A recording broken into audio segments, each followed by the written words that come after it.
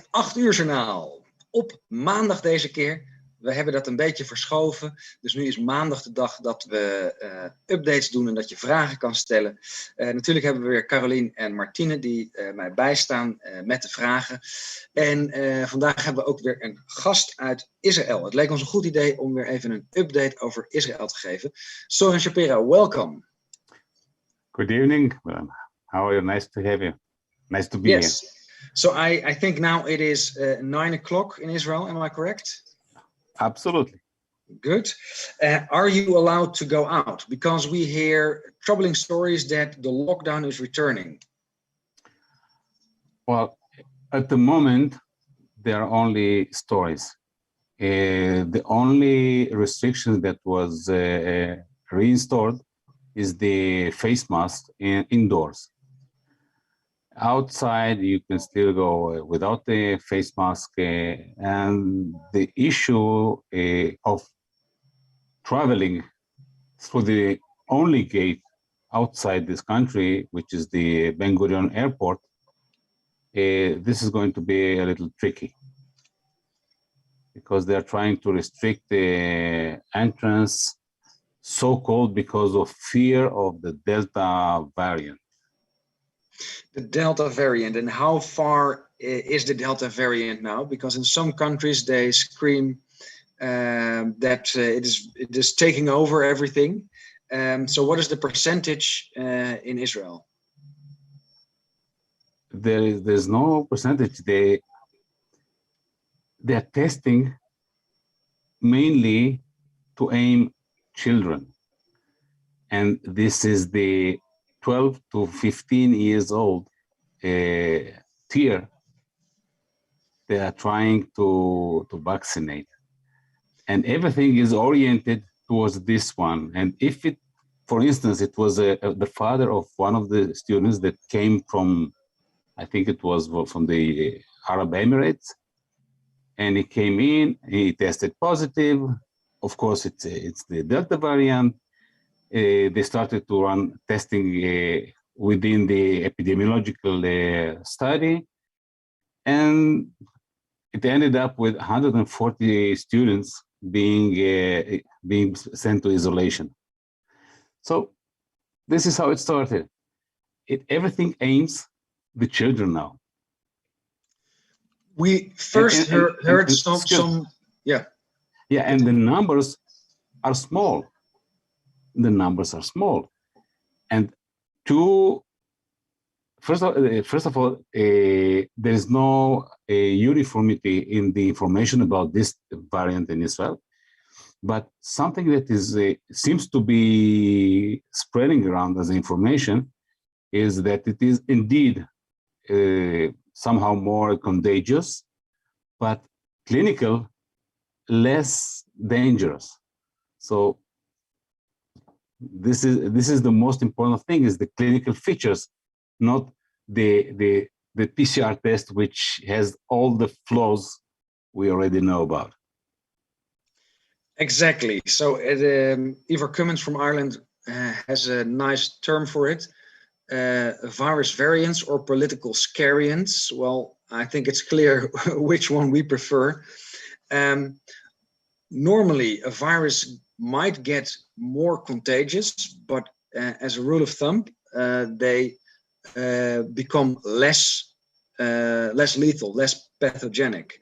So that could be the case. However, we see still a decrease in cases in the hospital. So I don't know if that is actually true. Funny that you mentioned it. Today I was driving to the office, and I heard the head of one of the regional hospitals in the center. He was saying, yes, we know it's more contagious, but it's less significant clinical wise. And then he was asked by the interviewer, do you see more patients in the hospital? And said, no, we are not witnessing an increase in the patients' numbers. And I think this is the answer. It doesn't affect the hospitalization rate of of patients. Now, These of course, patients are the only sickness these patients exhibit is the sick, the positive test. They themselves, most of them, they display no clinical feature, no complaint. now, of course, we first heard some encouraging stories that the vaccination passport was not used anymore. Is that also coming back? Yes, the issue is on the table again. As previously it was said that the mask will come back, and eventually it came back. They are discussing again about the green certificate. Hopefully not. For the first time today, I think I heard a decrease in the confirmed cases. So perhaps there is some process that will eventually attenuate this move. Also, there were all kinds of things. For instance, there was the state of emergency and the special law was prolonged, and we had the professional opinion of the head of the medical services from the Ministry of Health.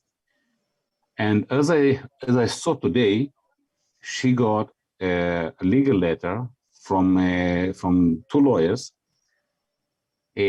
claiming this paper, which was professional opinion, was misleading the government, and they show. So perhaps these letters, which eventually are going to be translated into legal steps, they might prevent from running forward as they would like to. But again, you have to go to appeal to the Supreme Court, and we don't really know. It's like an operating room. You go into it, you don't know how you get out, and it's the same here. And I guess you are the one to know better from your experience. I mean, we are in court a lot. We see an almost complete breakdown of the legal system if it concerns cases against the state. So where the legal system might still function if you have a case against another person, then the state is not a stakeholder in that case. But there is no separation between the legal body, the judges, and the ministers. That's very clear, and that is very concerning, of course. Now, we also heard some encouraging stories about a change in the political direction, because Netanyahu is not coming back as prime minister. Yes, but before we go on, I would like to relate to what is said. It is true, the Supreme Court is reluctant to file against the state. But even if a petition is an appeal is filed against a civil servant, still it will be difficult because it's a civil servant, and this might be the gate towards a claim against the state itself. So having said that, I will address your last question. Yes, he is out. He's out from the government. He still didn't leave the official residence. He's still there until the July 10th. Well, it's difficult after almost 12 years. It's difficult to leave this residence.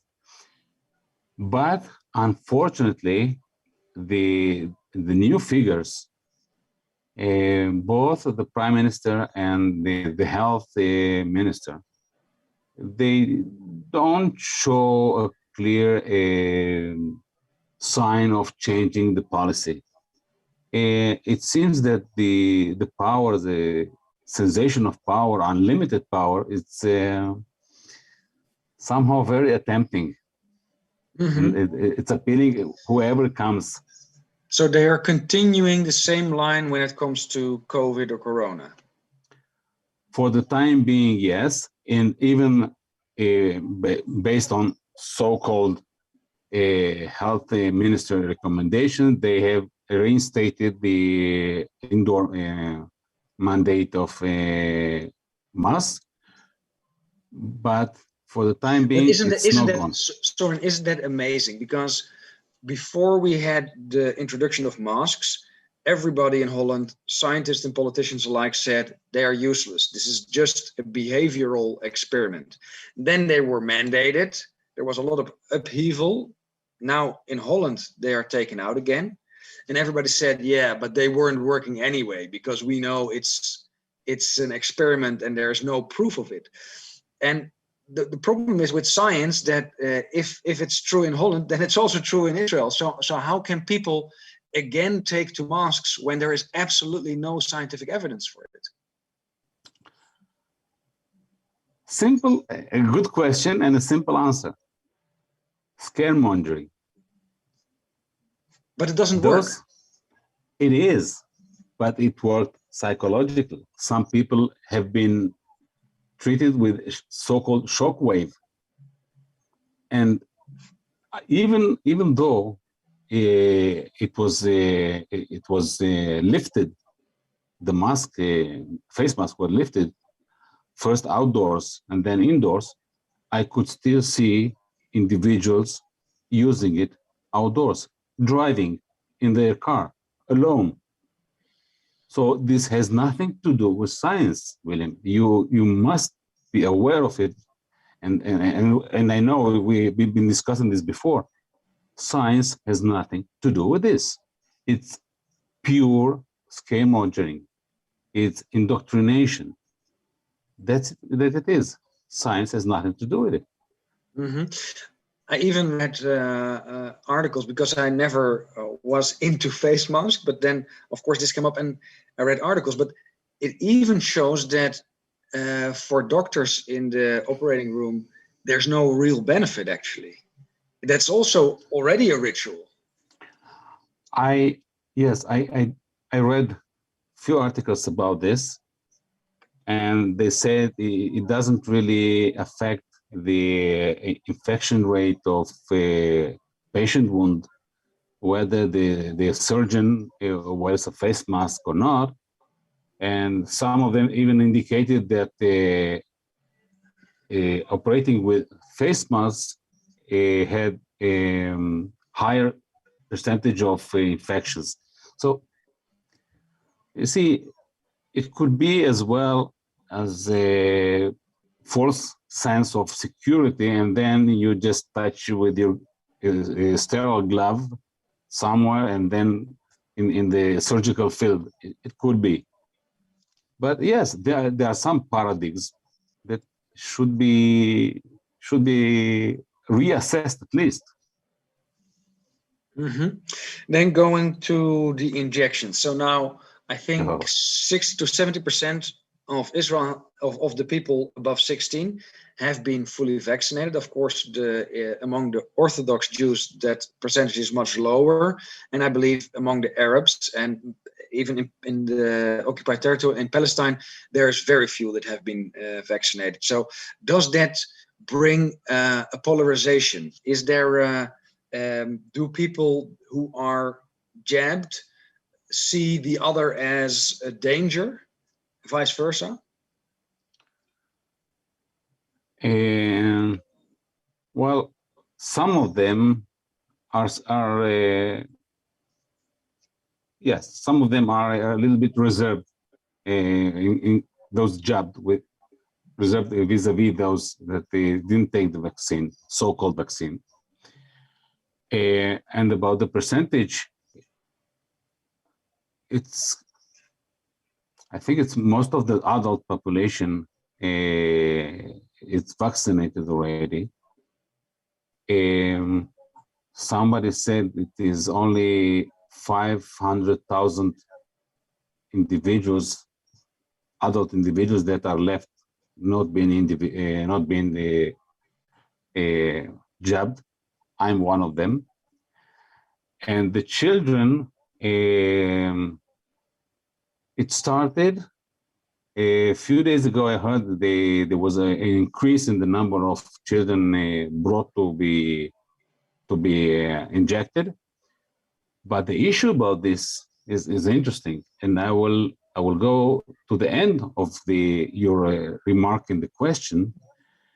The Palestinian Authority has returned all the vials of a cold vaccine. They returned it because the expiry term is the end of July. And now, having all this stock, they have to use it. And they rush over the children like a storm. Hopefully, parents will be enough aware to be reserved to watch. And how is that legally? If the parents do not consent, can the child still be jabbed? No, there was an attempt to make them eligible, sort of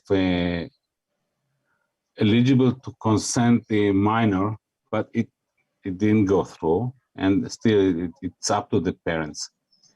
At first, they started to say that one is enough.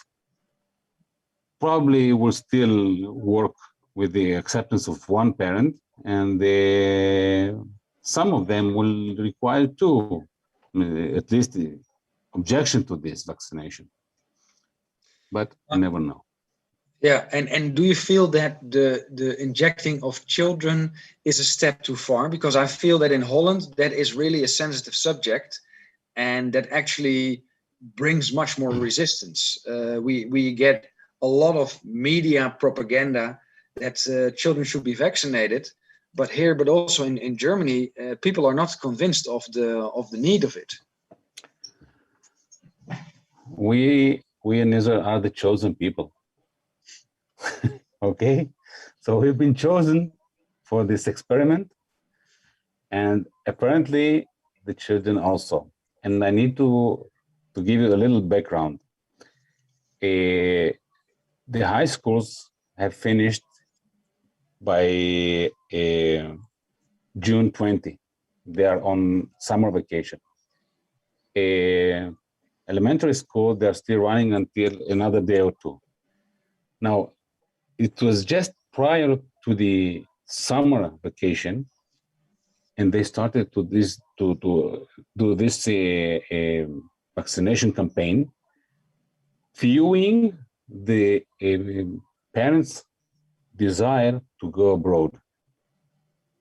So they said if they will return, the children will have to be in isolation for 14 days. And if there's isolation, the parents will have to be, but the parents will not be paid if they weren't vaccinated. So it's sort of a coercion. And just because they want to go abroad, some of them are going to take the children to the vaccination centers. That is coercion. That's actually completely illegal. Do people feel it as such? Is it seen as coercion, or are a lot of people like, okay, if that's what it takes, I need to go on a holiday, so jab them, please? Question answered. Exactly this way. It is amazing how great the trust is in these institutions that people surrender their children without even thinking about it. It's not, I'm not sure it is the trust that plays a role here. It is my feeling that it is the despair from the long period of restrictions and limitations, and so they're willing to do everything.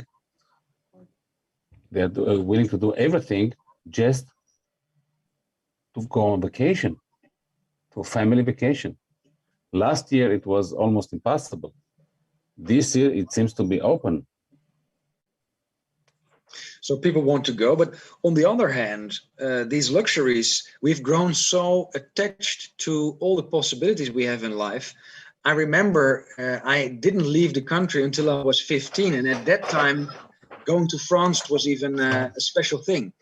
And I feel that people are not aware of their options to have a holiday in their own country, because Israel is a beautiful country, so you don't need to go anywhere. Yes, but it's not the same. It's not the same. You really need to disconnect in order to really enjoy the vacation. It's not the same, unfortunately. And can people take a cruise, because then you're also out? Sorry? Can people take a cruise? No. The only way to go in and out is the Israeli Ben Gurion airport. This is the only gate, outside, inside. And that's the way they control. You were one of the first people that brought the ailment or the disease myocarditis to my attention. And that myocarditis, you were absolutely right, has become a big problem. It is admitted now by the CDC in Israel, in the UK. The EMA has admitted it. So it's very clear that that you were right. Of course, these bodies or these institutions are downplaying it. So it's very rare. In Israel, people have been injected a lot. So if you would have to describe the size or the impact of this ailment, does it hit particular groups, and how big is it? The myocarditis is predominantly affecting young individuals. For the time being, it is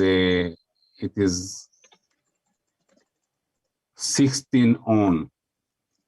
We didn't hear yet from children less than that, but it might be because some of them were admitted in the hospital, and there is a sort of general denial of any link between the vaccination and possible adverse effects.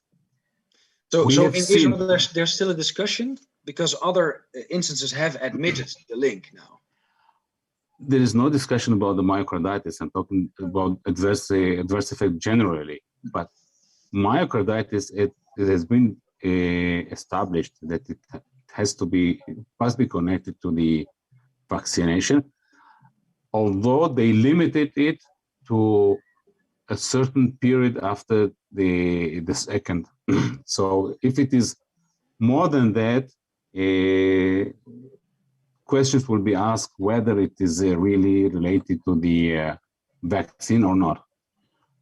But anyhow, it is. And I have seen a personally file of a 17 years old youngster, and 19 and 20, and it goes on. And one has to remember that myocarditis is the reason for written arrhythmias, for different arrhythmias. These arrhythmias sometimes may end in a fatal way. And we already had few out of the blue sudden death. This could be also some connections. We don't really know, because in Israel it is not accustomed to do a postmortem. So this is a difficult issue even before the corona. And now it is even more difficult to do this. But isn't there a legal right? So aren't there families who insist on having an autopsy? most of them, they're not, the issue of autopsy, it's not a habit. The normal way is a deceased is taken to the grave and that's it. No autopsy unless there is a suspicion of criminal act. And then you have to have a permit from the police. But if people, they are found at home with a reasonable background of infectious disease, they will say, okay, it's corona. And if it is a positive test, no question asked. In the hospital, even less than that. But there was one case, I remember I read one case that the family demanded an autopsy, and somehow the authorities went extremely fast and took the body to burial. So it was buried without autopsy in spite of family request for autopsy. Probably they operated alone vis-a-vis the police, and if they employ a lawyer, could be they would have gotten it, but it seems to be they were facing it alone, so no legal advice. Yeah, what we also hear, also in Holland, but also other countries, that doctors or hospitals are trying to dissuade or discourage people to take action, not only autopsy, but also report it in the VERS system, or in Holland it's LAREP. Do you see that same behavior? So do doctors and hospitals have a tendency to discredit the link between the injections and any ailment? I haven't seen it personally, but the reports coming from people or relatives of people admitted in the hospitals, they say they are discouraged. At first, the first reaction is, no, it has nothing to do with the vaccine. This is the first, and eventually, when everything is ruled out, this is the only thing left. So this is a type of diagnosis that is done by ruling out. Mm-hmm. And are there already alternatives? Because if we look at India or other countries, Czech Republic, Slovakia, now they have incorporated, Mexico as well, they have incorporated the use of ivermectin as a prophylactic, but also as an early treatment. And we see the cases going down dramatically. Did Israel also include that tactic, or is it still unknown? No. Funny that you mentioned it. Earlier today, I had a discussion with the researcher, one Professor Schwartz. I had a discussion with him about his results, which he exposed in his presentation. His research on ivermectin as not as a prophylaxis, but as a treatment in severe cases and less severe. The results were encouraging, but his study was actually terminated at 100 subjects, 100 patients. Although... You mean limited or terminated? Limited, but de facto it was terminated because it didn't go any further. And this is the same hospital that ran the remdesivir research. And they were pushing remdesivir. And of course, such results as the ivermectin would have jeopardized the continuation of this research. And you know, the manufacturer of the remdesivir is Gilead, which is a great pharma company. And this drug has a bad history because it failed many times in the past, and now they're trying it again. So it's repurposing something because it still has a patent. And for the viewers, ivermectin is, I think, rights-free. And that is one of the reasons why it's not an option for the pharmaceutical industry. Are your colleagues aware of what is going on in science, or are they aware of that it's experimental, and are they aware of other treatments like ivermectin?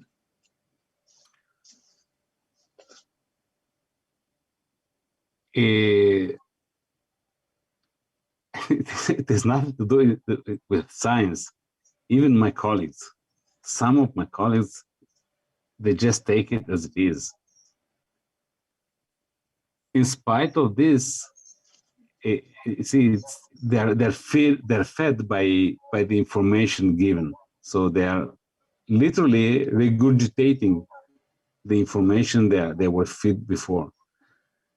Very few are autonomously thinking and reconsidering. And you would see research like, for instance, like remdesivir in the mainstream media, but you will not see the results, even preliminary results of the ivermectin on the mainstream media. These were on the social media. So you can easily understand. And most of my colleagues, they are at such an age, they don't use Facebook, even less Instagram, or they go to the TV and the so-called scientific section in the news. Come on, this is not the real source. And I have to tell you, some of them are really brainwashed.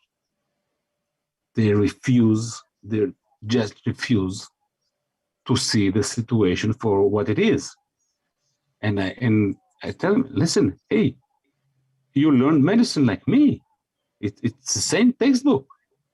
Recall the basic science. My theory is that accepting that something is wrong is shattering many years of medical practice and complete distrust in the medical institution. So I think they are more afraid from a major deception, major professional deception, than the truth itself. But unfortunately, they come together. The truth brings deception. So avoiding deception, they have to avoid the truth. That is a psychological mechanism that happens quite often. Are you able to talk about it, or are they really not interested in anything else? And then a follow-up on that is, if there are so many people injected, then there must be lots of people that need care and help. So do these doctors themselves understand that this is what's happening is not normal? Because these ailments are not, especially when you look at young people, we never had a lot of young people with myocarditis. That just never happens. As I said, some of them will see the amount of cases piling up, but they will relate it to something else. Those indoctrinated, they will not make the connection in between the two, or they will refuse, maybe subconsciously, to make this connection between the two. There are cases, they are silenced, and it could be somebody is paying for these expenses, because when they get complicated, they go to hospital, and hospital costs money, and patients don't pay it out of their own pocket. It is the insurance company, in which case we have HMO. So it's the HMO that is going to pay this admission and treatment. So it seems illogical that they will have to take on themselves such an expense, such a sum, which one cannot even assess at the present moment, and it could end up to much more, twice, 3 times, even 10 times so far. Seems like there is some kind of remuneration or something like this, but I can't prove it. I have absolute no proof, nothing to base it on. Clear. So I think Egypt is actually one of the countries, it's a neighboring country, that allows ivermectin. Is there a lot of back and forth between Israel and Egypt, or is that land border shut and you have to go by plane? Everything is closed. All the borders, all the land borders are closed. The gate, as I mentioned before, only gate is the airport, not even the harbor.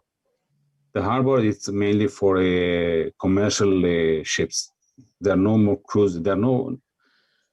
I think it's starting from March last year, all cruises were stopped. Okay. One thing though, it is the only traffic would be in between the Palestinian authorities and Israel, because some of them are coming to work in Israel. But I don't think they can traffic with ivermectin, because they don't have ivermectin also. All the drugs they get it through the airport. So that doesn't seem, I didn't hear about it. Mm-hmm. How do you see it developing? Are you positive going forward, or do you feel that you're going into a next lockdown and people are not aware of what is really happening? It's a difficult question, because this is how it started before, with the reports and all kind of things. And eventually it ended up with the lockdown.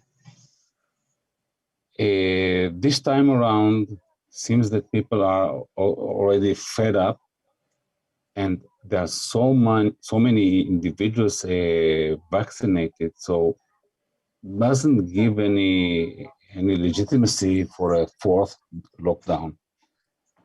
What we are fearing is that individuals that were not vaccinated, like me, for instance, and then other, they will have to suffer some restrictions. At what extent, no one can predict. So you are expecting a sort of medical apartheid. Do you also expect maybe from the media or from politicians a hate campaign towards those who did not take the jab? I think it was already done, and the campaign is already carried by part of the population itself. You don't have to have it orchestrated from the government. It is already in the streets, and it's very individual. Some of the vaccinated people, they have taken it because they were coerced at work. They wanted their life back. They hope they were getting. Especially that group must be outraged that they did everything that was asked: wear the face mask, do the testing, take the jab, and they were promised freedom, and now they have to surrender it again. Isn't that group outraged? If we look at the United Kingdom, we see something happening, is that a lot of people lost faith completely, and the crowds are getting bigger and bigger there. There are outrage, but the outrage is channeled to two different channels. One channel is towards the authorities. Some will turn it against how should I call it? Those people that refuse to get the jab. So some will do it both ways, just out of frustration. They will take it on whoever comes first, and usually is the population. Because individuals meet each other, authorities, it's something vague, amorphic. Very clear. Okay, then I want to go to Martine and check if there's any questions. Yes, hello, good evening. Good evening. Well, there's this following questions, how the situation is between people who are jabbed or not jabbed. If there's still, people are concerned, can I come close to someone who's jabbed or not? Can they infect me? And how does that work? What's your opinion, Mr. Schapira? Well, some of them are concerned, but many, I think many started to understand that it is already done. Most of the population is already vaccinated here, adult population. So there is no such a fear. For instance, I went to a restaurant, okay, and hardly saw anyone with the mask indoors. Of course, it's not the customers. Customers cannot have a dinner or meals or anything with the mask, but even the staff, most of them were without mask, or instead of face mask, they will have chin mask, only this. Okay, well, let me see if there's another question. No, I'm not sure. Willem, do you have any more questions? Well, what do you, because Israel seems to be like the beta test. Everything that happens in Israel 1 or 2 months later happens in the rest of Europe. So what is your advice and what is your concern? What should we do in mainland Europe to make sure we do not go into lockdown again and we do not get back all those silly restrictions? I wish I was so smart to be able to give you advice. I will take it myself. And I guess it has to do with the geography. And when I say geography, is actually a cultural differences between nations. Everybody has to be resilient and to resist all these steps, anti-human rights steps. But the one issue that should be addressed, and it's coming again, is the PCR. This is the backbone of this pandemic. This one has to be destroyed, because having this, it will always come back in a form or another form. We have to get rid of it. And one issue I need to tell, I read, I think it was 3 weeks ago, or maybe a month ago, that the CDC recommended for vaccinated people to employ a PCR up to 28 threshold cycles. So if this is a requirement, this is a requirement for everybody. It's not because of the only vaccinated. And you see, again, it has nothing to do with science. It is either you detect virus or you don't detect the virus. It doesn't matter if one is vaccinated or not. The threshold cycle, that's it. So we had some very interesting news today.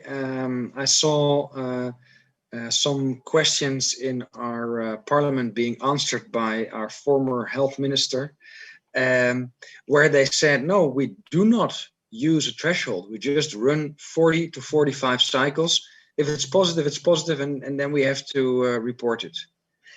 I was amazed. So I directly made an appointment at the police because I have to file charges again. That is so far out of the intended use. That's amazing. First of all, I don't have to tell you because you know this probably better than me, but the PCR is a manufacturing method, and it is intended to amplify DNA, while this virus is an RNA virus. And that implies reverse translation from RNA to DNA. This is one step, which is a basis for errors. Now, you have to think, by the time the PCR was intended to manufacture mass genetic primers, for instance, this was for just to have it. When you have to use it for detection, for diagnosis, you have to have clinical correlation. This is compulsory. You cannot have a positive individual which displays no signs or symptoms. This is worthless, absolutely worthless. We do use the PCR system, PCR testing, while a person has a clinical condition which requires a differential diagnosis, but you don't really know what it is, and you have a number of possibilities, and then you start by ruling out. You rule out by PCR, by CT, by all medical means available, but it has a medical condition to address. In this case, you take absolutely healthy individuals, make them subject to a stupid test, which is not able to differentiate between dead virus or debris of nucleic acids. Doesn't make sense. And again, science has nothing to do with this. This is a hoax. I completely agree, and I think we should focus this whole summer on a few items, which is T-cell immunity, ivermectin, the side effects, the injection of children, and of course, the number one, the PCR test. Take the PCR down, you will be able to get rid of most of them. That's what we'll do. So let's continue the fight. Thank you very much, Sorin. We will have another meeting tomorrow again. That will not be broadcasted, but we try to keep everybody posted on the medical issues and, of course, the situation in Israel. Thank you again. Thank you. Good evening.